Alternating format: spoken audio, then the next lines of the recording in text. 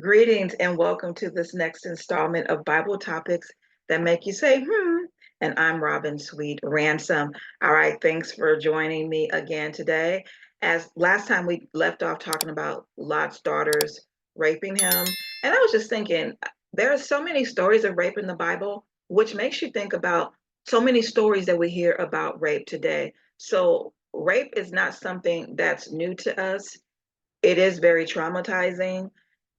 And for any of you who have been triggered by any of these topics, I apologize to you for that. And I invite you to not tune in to the more salacious topics. And after this, I'm done with this. And we're going to move on to something else that's pretty interesting. All righty, then. Let's talk about the wicked prince who raped his sister Tamar. Who is Tamar? Well, let's find out for those of you who don't know. So let's pick up in 2 Samuel chapter 13. So it says here, and this is pretty long, but it's very interesting. Some time passed. David's son Absalom, so it's King David's daughter, David's son Absalom had a beautiful sister named Tamar. And David's son Amnon was infatuated with her. So Absalom and Tamar had the same mother and father, but Amnon and Tamar only shared the same father, which of course was David. Amnon was frustrated to the point of making himself sick over his sister Tamar because she was a virgin, but it seemed impossible to do anything to her. Amnon had a friend named Jonadab, a son of David's brother Shimea. Jonadab was a very shrewd man, and he asked Amnon, "Why are you, the king's son, so miserable every morning? Won't you tell me?" Amnon replied, "I'm in love with Tamar, my brother, Absalom's sister. Foolish, your sister too. Depraved beast."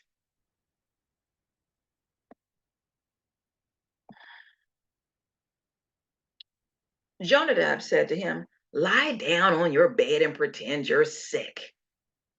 When your father comes to see you, say to him, 'Please let my sister Tamar come and give me something to eat.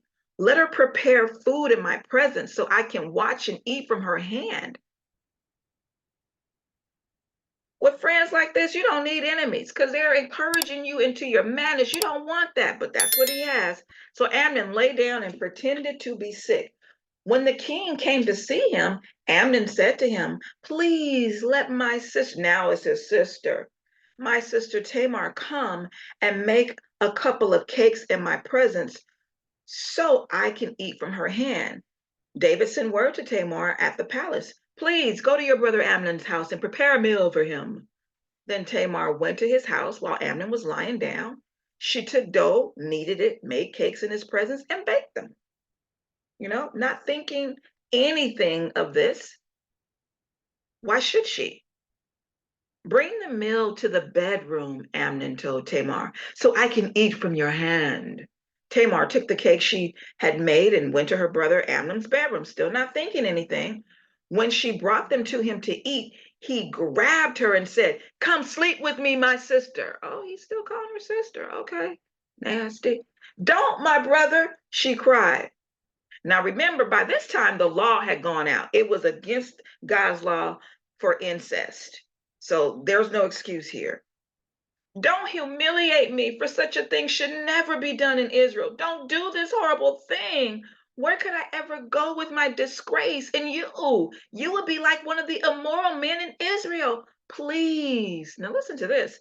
"Speak to the king, for he won't keep me from you."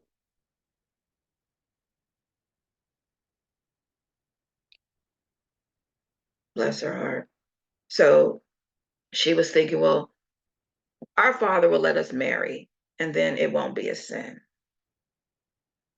Verse 14, but he refused to listen to her, and because he was stronger than she was, he raped her. After this, Amnon hated Tamar with such intensity that the hatred he hated her with was greater than the love he had loved her with. "Get out of here," he said. Can you believe this animal? He rapes this beautiful virgin sister of his, and as soon as he gets what he wants, he hates her, throws her out. No, she cried. Sending me away is so much worse than the great wrong you've already done to me. But he refused to listen to her. Instead, he called to the servant who waited on him and said, throw this woman out. Oh, this woman now. And bolt the door behind her. Is it only me that wants to lay some hands on him, kill him? Tamar put ashes on her head and tore the long sleeve garment she was wearing. She put her hand on her head and went away weeping. Her brother Absalom said to her, has your brother Amnon been with you? Like, where did he get this from? So he must have been watching what was going on with Amnon, feeling like maybe he was having eyes for Tamar. Be quiet for now, my sister. He is your brother. Don't take this thing to heart. So it is okay to rape your sister? Because that was the title I was going to name it. Is it okay to rape your sister? But I was, to go along with all my other is it okay titles. But then I thought maybe that was too harsh. I don't know. So I came up with this one. He said, don't worry with it, move on. This household of David is jacked up. So Tamar lived as a desolate woman in the house of her brother Absalom. She left the king's house and stayed with him. Tamar never married, never had children. She suffered from this rape for the rest of her life. My heart breaks for her. The king became furious, but he didn't do anything about it. And Absalom let 2 years go by. He said nothing to Amnon, good or bad, but he waited for that opportune moment when Amnon thought he was in the clear. Verse 28 says, now Absalom commanded his young men, watch Amnon until he is in a good mood from the wine. People like to drink in the Bible, didn't they? Just like today.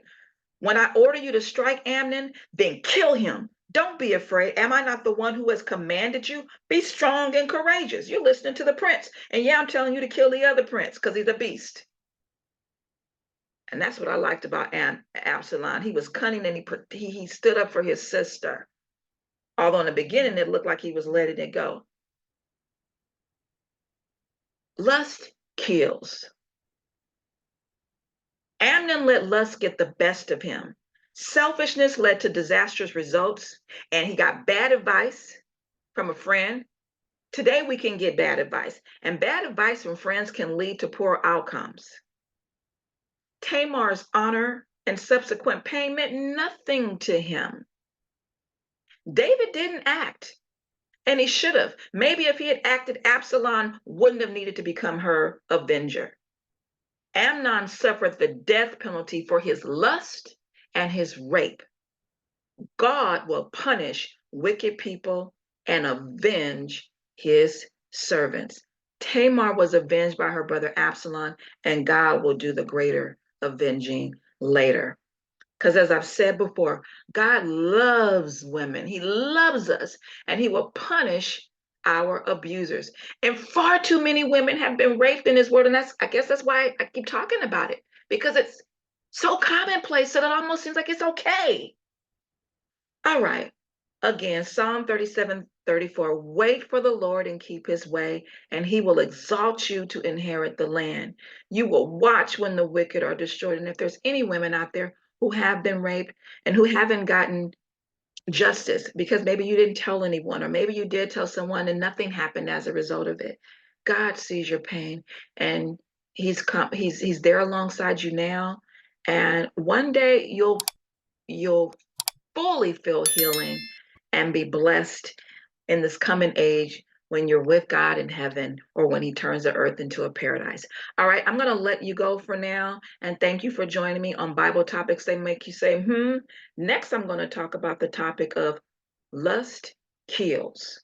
Watch what's on your mind, because it can lead to some very devastating outcomes. All right, see you next time.